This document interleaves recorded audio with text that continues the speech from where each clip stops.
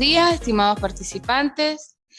Bienvenidos al encuentro vía Zoom. Buenos días, Gilson. Si quieres, siéntate para acá o para acá para que tú puedas visualizar más aquí de manera presencial. ¿Me oyes, Sí, Gilson? doctora, buenos días. Muy buenos días, Gilson. ¿Cómo amaneces? ¿Cómo estás? Bienvenido a Bien, nuestro profe. encuentro vía Zoom de nuestra ilustre universidad IEXI. Bien, Gracias, doctora. no, para servirles. Estaba comentándole a otro participante que vino de manera presencial. ¿Qué es lo que pasa en materia de prácticas penales? ¿Por qué la gente habla tanto de prácticas penales? ¿En qué se basa? Acuérdense que esta unidad curricular se basa básicamente en prácticas. ¿Pero prácticas de qué manera? Penales. ¿Qué significan las prácticas penales? Práctica es el ejercicio, ¿verdad? Donde llevamos el ejercicio al mundo o a la esfera jurídica del derecho penal. Cuando nosotros hacemos una referencia al derecho penal, a las prácticas, le estaba retroalimentándote, le estaba comentando al participante que se encuentra aquí en sala, de manera presencial, que es súper importante la comunidad de las pruebas. Yo quiero que ustedes lo coloquen en sus apuntes, las pruebas. ¿Por qué? Porque vamos a hablar a modo ejemplificativo y vamos a hablar en torno a esa relación, ¿verdad? Práctico de los órganos de investigación penal, ¿verdad? En el momento de desarrollarse una audiencia. ¿Cómo hablarían ustedes? Vamos a colocarlos en el caso. La clase o el tema del día de hoy se abre como marco referencial. ¿A qué solicitud o cómo debe operar un defensor, denomínese público o privado, dentro de la comunidad de las pruebas? Bien, obviamente para la constitución de un tribunal se necesita, ¿verdad?, la presencia del juez, la presencia del secretario, la presencia del alguacil. ¿Qué significa esto en otras palabras? Las partes del proceso. ¿Qué conforman las partes del proceso? ¿Dónde nosotros lo vemos? Dentro de la normativa jurídica contemplada en el Código Orgánico Procesal Penal. Bien, pero realizando esto de modo referencial, ¿verdad? Vamos a suponer que nos encontramos en una audiencia preliminar. Acuérdense que esto es una clase práctica. ¿Qué debe alegar la defensa? Entonces, como vamos a decir, como en el momento de defender, vamos a decirlo, valga la redundancia, la defensa, ¿qué debe decir? Simple y llanamente, va a decir, esta defensa en el desarrollo de este juicio, fíjese que estoy dando las palabras técnico-jurídicas, esta defensa en el desarrollo de este juicio, vamos a colocarlo que no es, o en el desarrollo de esta audiencia preliminar, o esta defensa en el desarrollo de esta audiencia de presentación, o esta defensa en el desarrollo de este juicio oral y público, abordará, fíjense, cómo usted debe empezar una defensa para usted poder llegar al plano de la prueba. Esta defensa abordará en los elementos que están vinculados a la injusta acusación que se hizo en contra de XX. Cuando el defensor, ¿verdad?, aborda en el plano de que están los elementos vinculados, ¿qué hace o qué podemos nosotros tomar como referencia? La palabra elementos que están vinculados. Hay una palabra muy sabia que está establecida dentro del Código Orgánico Procesal Penal, de que el juez debe atenerse a lo alegado y probado en autos. Bien, esa por un lado. Segundo, están los elementos de convicción. ¿Qué me dan a mí? ¿Cuáles son los elementos o las pruebas que me da a mí el legislador para decir, mire, esta persona cometió, se le vincula con este acto? Si hablamos en las pruebas, podemos referirnos básicamente, ¿verdad?, a la parte de los testigos, de las documentales, que señala la ley en torno a la parte informática, a los mensajes de texto de un celular, ¿verdad? Me servirá a mí como base. Estoy hablando con futuros profesionales en el área del derecho, específicamente en mi unidad curricular, que es penal. Todo, señores, todo. Denomínese ley especial de drogas, denomínese violencia, denomínese penal ordinario, igualito debe imperar en el momento de la defensa, igualmente en el momento en que la representación fiscal ejerza esa acusación, qué elementos lo vincularon a llevar de que esa persona evidentemente cometió ese hecho punible o tuvo ese dolo. ¿Qué significa el dolo? Dolo es la voluntad consciente y encaminada hacia la perpetración de un delito. ¿Qué significa un delito? Que la normativa, el costumbrismo, ¿verdad?, lo señala como un acto, ¿verdad?, como un hecho que va en contra de la tipicidad.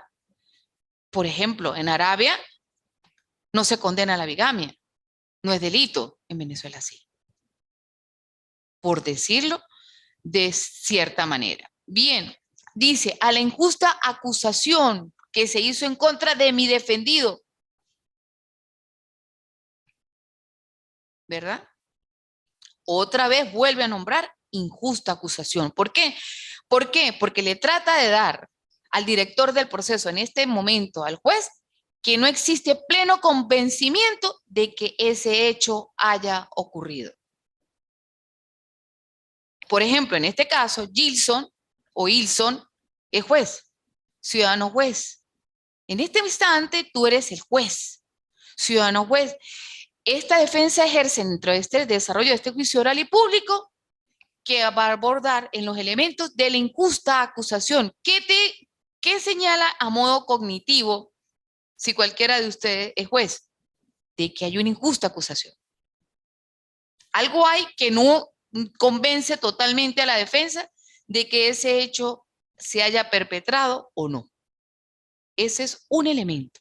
Ahí que se siembra en ese momento la incertidumbre o la duda. ¿Por qué se practican las pruebas anticipadas? ¿Qué pasa con las pruebas anticipadas? ¿Para qué se dan las pruebas anticipadas? ¿Con qué objeto o con qué características se dan las pruebas anticipadas? De que evidentemente quieren oír las partes del proceso esa declaración o esa demostración de que ese hecho ocurrió. ¿Cómo qué? Como un protocolo para dirimir si hay un delito o no se cometió el delito. Pero aquí, ¿qué se demuestra? Dentro de esos elementos vinculados o no, o de convicción, esos elementos pueden ser objetivos y subjetivos. ¿Cuáles son los objetivos? Las actas de investigación, la cadena de custodia. Es muy importante, y se lo vuelvo a repetir, mis estimados participantes, verificar los elementos de convicción. ¿Dónde se agarra consecuencialmente ¿dónde se agarra consecuencialmente un juez? Estoy en clase. ¿Dónde se agarra consecuencialmente un juez? Un juez se agarra de acuerdo a los elementos objetivos y subjetivos. Me disculpan un segundo. Entonces, ¿dónde están esos elementos que permiten atribuirle al acusado? Permiten atribuirle. Uno de los elementos del sobreseimiento es en el artículo 300, ordinal 1 del Código Orgánico Procesal Penal, ¿se cometió o no se realizó? ¿O no se le puede atribuir? Fíjense que hay dos connotaciones. Ni se le atribuye, porque el hecho evidentemente no se consolidó, ¿verdad? Ni se realizó. Imagínense ustedes la ardua tarea que tiene el director del proceso, demostrar que ese elemento evidentemente ese delito no se cometió, porque no se le puede atribuir y no se realizó. Un ejemplo, Están condenando a José Cáceres Porras, pero existen 20.000 José Cáceres y agarran la cédula de José Cáceres y resulta que no es José Cáceres, es el hermano. No se le puede atribuir, no es él. ¿Qué otro ejemplo podrían ustedes invocar en este instante? No se realizó, nunca existió. No, pero es que mi papá me intentó, mi padrastro me hizo un abuso. Ajá, entonces para eso se denominan las pruebas anticipadas. Llaman a la niña, o llaman, en este caso, ¿verdad? Y le pide, ¿pero se realizó o no se realizó? No, solamente me dio un beso aquí. Pero el equipo multidisciplinario y la juez abordan más. No, evidentemente no se puede atribuir porque dar un beso en la mejilla no constituye un elemento que se le puede denominar un hecho punible. Como tomando como marco referenciales, hay muchísimos ejemplos más que le permiten atribuirle al acusado la comisión de un hecho punible. Porque yo refrendo todos los días a mis estimados estudiantes de que tienen que tener, sobre todo en el ejercicio, ¿verdad? ¿Qué tienen que tener en el ejercicio? Sobre todo en el ejercicio, tienen que tener ese convencimiento de que ese hecho se realizó o no. ¿A través de qué? De las pruebas. Profesora, ¿pero cómo me agarro yo a las pruebas? Bueno, las actas de investigación. Se realizaron, el hecho se cometió el día jueves 25 de abril a las 8 de la mañana. Y resulta que el acta de investigación dice que ocurrió un miércoles a las 6. Se demuestra evidentemente que ese sujeto no se encontraba en el hecho donde se cometió. Ese ciudadano con pruebas fehacientes se encontraba en otro estado. Ahí está, el hecho no se le puede atribuir porque no se realizó. Inmediatamente esa declaración, esa acusación, cae. ¿Por qué? Porque los elementos de convicción de manera objetiva o subjetiva, material, demostraron de una manera fehaciente que no hubo la comisión de ese hecho punible. Entonces, automáticamente, la prueba entra ahí a imperar. De esta manera, por eso es que yo les quiero abordar o hago mayor énfasis en esa parte. ¿Por qué? Porque muchas veces ustedes, futuros profesionales de derecho, pueden invocar la ley de protección de las víctimas, ley de prevención de los tratos crueles. ¿Qué me denomina a mí en la ley de prevención de los tratos crueles? El artículo número 5. De esa manera, ustedes pueden ejercer una defensa de manera amplia y que no va a ser inequívoca. Porque ustedes van a abordar los diferentes elementos, tanto materiales, subjetivos y objetivos que operaron en esa comisión del hecho punible. Y de esa manera, pues ustedes pueden demostrar de una manera evidente que el hecho no se realizó y que no está. Pero ustedes, ¿cómo le señalan al juez? Ciudadano juez, como punto previo, hago de su conocimiento que la solicitud interpuesta por la vindicta pública, por la representación fiscal, ¿qué pasa? A través de esa experticia no operó. Por ende, esta defensa que en el desarrollo de este juicio alega y alega y alega. Por eso es que es importante, y yo les digo casi siempre, mis estimados participantes, que ustedes deben manejar un lenguaje técnico jurídico. ¿Por qué? Porque a la hora de abordar ustedes el desarrollo de una audiencia, tienen esa praxis, ese lenguaje técnico jurídico que les permite de una manera más amplia desarrollar lo que usted le quiere presentar al ciudadano. Mi defendido, tanto en lo material, procesal y lo moral, se demuestra que las circunstancias le dan a demostrar de que ese hecho evidentemente no existió. Pero ¿qué pasa cuando nosotros hablamos de la ausencia de la prueba? ¿Cómo nosotros a modo referencial podemos abordar todo lo atinente a la ausencia de la prueba? Acuérdense que si nos retrotraemos dentro del Código Orgánico Procesal Penal, dentro de los órganos de investigación penal y en torno al fiscal del Ministerio Público. El fiscal del Ministerio Público, entre uno de sus elementos, de esas características que eran en esa atribución, es demostrar que evidentemente ese hecho ocurrió, se llevó a cabo y que la persona lo demostró en contra, pero no existen los medios. ¿Qué me aborda a mí el artículo 287 del Código Orgánico Procesal Penal? ¿Por qué es importante que yo en las actividades a realizar, yo les comunico siempre que me hagan una técnica tal, que me hagan una infografía? ¿Por qué les hago tanto este señalamiento?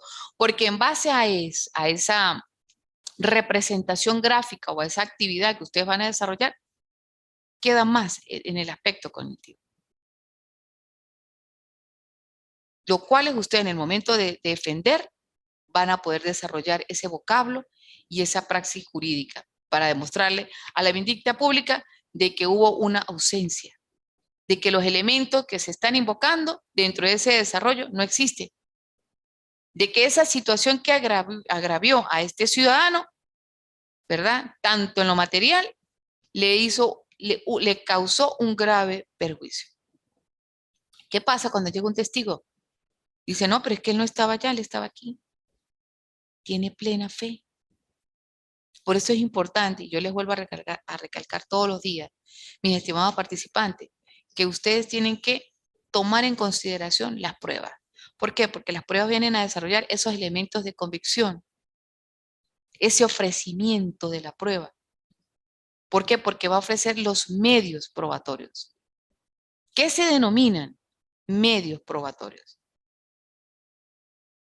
¿Por qué yo hablo de medios probatorios? ¿Qué refleja los medios probatorios en el momento de alegarlo la defensa y de solicitarlo frente a un tribunal?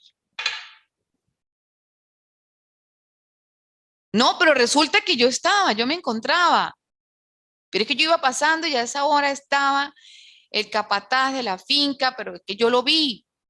¿Quién le dice a ese testigo? ¿Quién le dice ni siquiera a la vindicta pública si lo está demostrando? No, pero es que yo pasé por la finca y yo lo vi. Él era el capataz. Ajá, entonces le puede decir a la ciudadana juez, usted puede en el desarrollo de este juicio oral y público decir si ese ciudadano se encontraba dentro de la sala. En este caso, vamos a decirlo así, como directora del proceso del juicio, el desarrollo del juicio oral y público, le permito hacer una pregunta. Diga usted si el ciudadano que usted dice que se encontró en la finca, el capataz, se encuentra el día de hoy en esta sala. ¿Qué pasa con esa prueba? ¿Qué se demuestra o qué quiere demostrar el director del proceso, en este caso el juez, al decirle a ese testigo, diga si está en esta sala?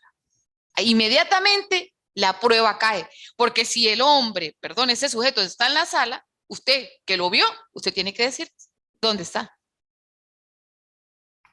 ¿Se dan cuenta lo importante que es resaltar la comunidad de la prueba? ¿Por qué? Porque ella me permite a mí demostrar si se imperó de manera eficiente dentro del desarrollo del proceso. ¿Qué pasa en el desarrollo de un juicio oral y público? El Código Orgánico Procesal Penal establece claramente que existe en la apertura, ¿verdad? Se le da la oportunidad de que él diga, ¿lo hiciste o no? Admitir los hechos. ¿Qué lleva a la consolidación de la admisión de los hechos? Que en base a la dosimetría penal, pues haya una rebaja de la pena, porque está admitiendo. Luego dice, no, yo no lo cometí. Bueno, vamos a refijar una nueva audiencia para hacerle la continuación. Pero ¿qué es lo que se basa en un desarrollo de juicio cuando me hablan a mí de la continuación? Que yo voy a llamar a todas las personas que participaron y tienen los elementos de investigación para demostrarme a mí como directora del proceso que ese hecho lo cometió tal persona. No hay problema, vamos a llamar a la sala a Carmen Díaz. Ella fue la experta grafotécnica que estuvo en el momento en el CICPC. Vamos a llamar a Gilson, ¿verdad? Que él operó en la dactiloscopia.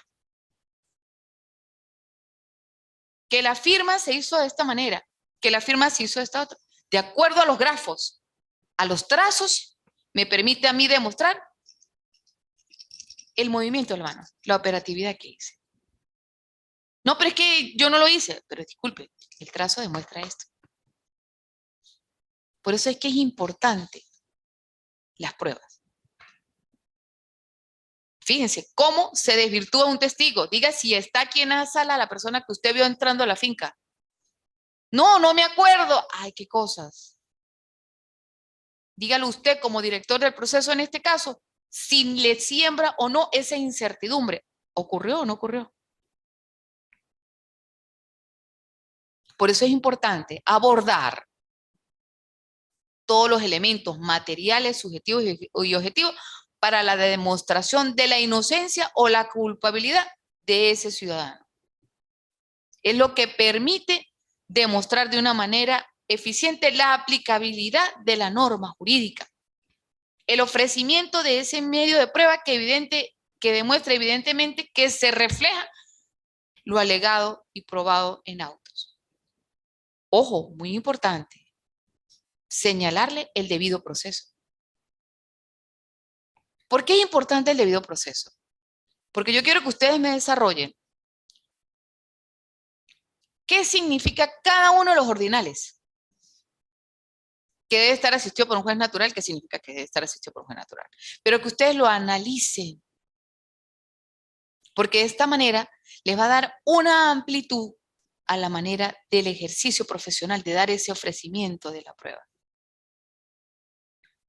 Por parte de lo que solicitan en estos casos los tribunales. Y en aras de impartir justicia equitativa y justa para desestimar la inaplicabilidad de ese proceso.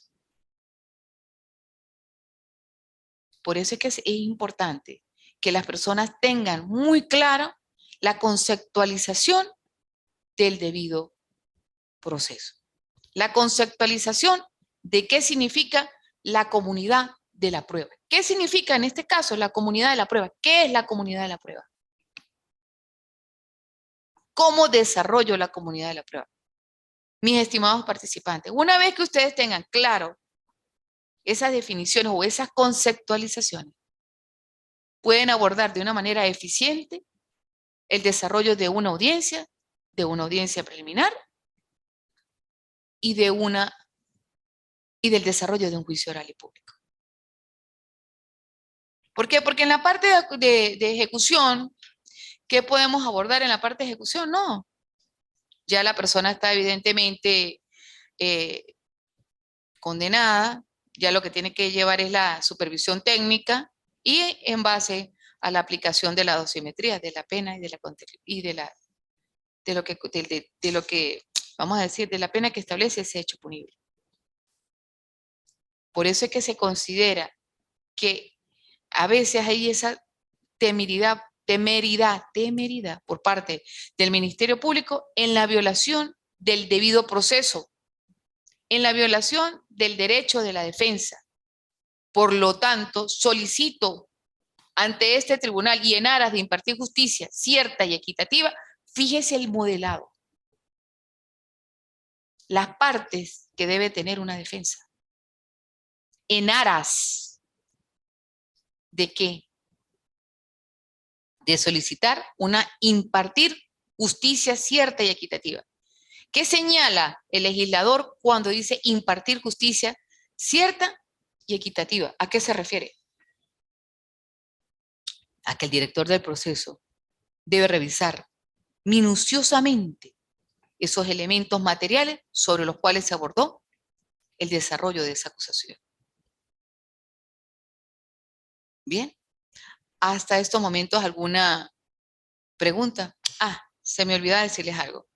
Es muy importante, por favor resáltenlo en sus anotaciones, la parte técnica que ejerce la representación fiscal. ¿Para qué? Para evidentemente la defensa demostrar que hubo fallas o defectos dentro de la acusación, por no tomar ciertamente los elementos de convicción en el momento de hacer el ofrecimiento de la prueba. Por eso es que se solicita el abordamiento de los medios de prueba. Y es importante, si hablamos consecuencialmente, ¿verdad?, de el debido proceso, de la comunidad de la prueba y de la acusación. Hay que revisar bien la acusación, porque puede estar defectuosa. Por ejemplo, el delito lo cometió María Pérez. Usted aborda dentro del expediente y dice lo cometió María Reaño. ¿Qué tiene que ver el acto conclusivo con María Pérez si lo cometió en las actas de investigación María Reaño? ¿Vieron cómo se desvirtúa? Entonces es muy importante revisar el señalamiento de los elementos de acusación que coloca la representación fiscal. Y posteriormente, después de esas investigaciones realizadas por los organismos de investigación penal, demostrar a través de los testigos que evidentemente se practicó y que esa investigación se llevó a cabo. Hubo la composición balística, fueron recolectados dentro del enjuiciamiento de tales imputados. Pero tengo que demostrarlo. Tengo que demostrarlo. Yo puedo decir lo que lo cometió María Pérez dentro de mis actos conclusivos. Ajá, pero en las actas de investigación arroja que fue María Reaño. ¿Qué se podría invocar aquí? La solicitud la hace ¿quién? El fiscal. La solicitud del sobreseimiento la hace el fiscal del Ministerio Público. ¿Sí? Pero, ojo, lo decreta es el juez. Y es de convencimiento pleno del director del proceso del juez demostrar que evidentemente esa persona no se le atribuyó, no se realizó, hubo una extinción de la acción penal. Por eso es que es importante desmenuzar todo lo atinente en torno a los sobreseimientos, a los acuerdos reparatorios. ¿Qué significa la suspensión condicional del proceso? ¿A qué se llama un 236? No, es que se le aplica un 236. No, yo hablo de un 236, ¿a qué me refiero? Por eso es importante abordar que en los próximos días yo quiero que tengamos un encuentro, ¿verdad? Donde vamos a interactuar o vamos a tener un feedback en torno a esas investigaciones, en torno a las circunstancias expuestas y de lo que se desprendió de esos elementos de convicción y de lo que argumentó las partes, contenidas dentro de la recurrida, dentro del fallo. Bien, por eso es que en el día de hoy he querido abordarles en base y hecho mayor énfasis en cómo se desarrolla una defensa, ¿verdad? Y darle esa característica, ese toque mágico, vamos a decirlo así, de lo contenido en el hecho que se está controvertiendo. Les comento que ya estamos finalizando la clase del día de hoy. Ha sido para mí muy importante resaltarles a ustedes en torno a que revisen la formulación de la acusación y recordarles básicamente lo establecido dentro de esos elementos de convicción acerca de la perpetración de ese hecho punible y donde se enmarca la imperatividad de la norma constitucional que se propugna en torno a la justicia, donde está enmarcada dentro del ámbito formal. Desde una manera o de una forma sistemática estamos hablando de las propuestas establecidas dentro de una ley adjetiva, que es una ley adjetiva, ¿verdad? ¿Qué significa una ley adjetiva? ¿Qué me desarrolla a mí la manera sistemática propuesta por las leyes adjetivas? Entonces, en torno a todo esto, me permito a mí recordarles las bases de la formulación de una acusación y del argumento en torno a la impunidad de llevar esos elementos de convicción, que si se llevaron a cabo o no, o la falta de claridad en los escritos de las actas de investigación. Fíjense todos los elementos que ustedes pueden abordar. Falta de claridad, revisar la acusación, revisar las actas de investigación, ejercer las debidas leyes de protección a las víctimas y tratos crueles. Entonces es muy importante resaltar la tarea del justiciable, de probar o no probar, en estos casos, la culpabilidad.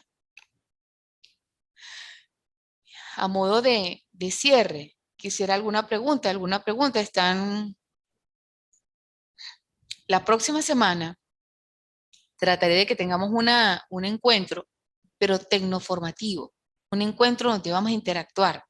Por eso es que le hice unos señalamientos para que ustedes, por favor, me aborden en parte de esto, porque esta es la práctica de ustedes. Mañana un cliente en la calle, hay un cliente que los está esperando, Ilson. En la calle hay un cliente, Carmen Díaz, que lo está esperando, para que usted le ejerza el debido de proceso y le ejerza la defensa que ellos necesitan. Prepárense, mis estimados participantes, para esas personas en la calle que los necesitan. Doctor Ilson, lo necesito, ayúdeme. Usted tiene las herramientas en su mano. Abogado Hilda, ayúdeme. Usted tiene las herramientas en la mano. ¿Cuántas personas no los necesitan a ustedes? Muchísimas. Prepárense. Lean todo lo referente a los elementos de la acusación. Revisen los elementos materiales subjetivos, los objetivos. ¿Cuáles son las actas de investigación? La cadena de custodia. Ejércenle la debida protección a las víctimas. O si en este caso es, ejérzale la debida protección a esos testigos. Pero de una manera equitativa y justa. Ha sido para mí un inmenso placer haber trabajado para ustedes el día de hoy. Esta humilde servidora se despide de ustedes. Y sin antes decirle de que el YEXI es ventanas al conocimiento y somos para todos. Que tengan todos un feliz día.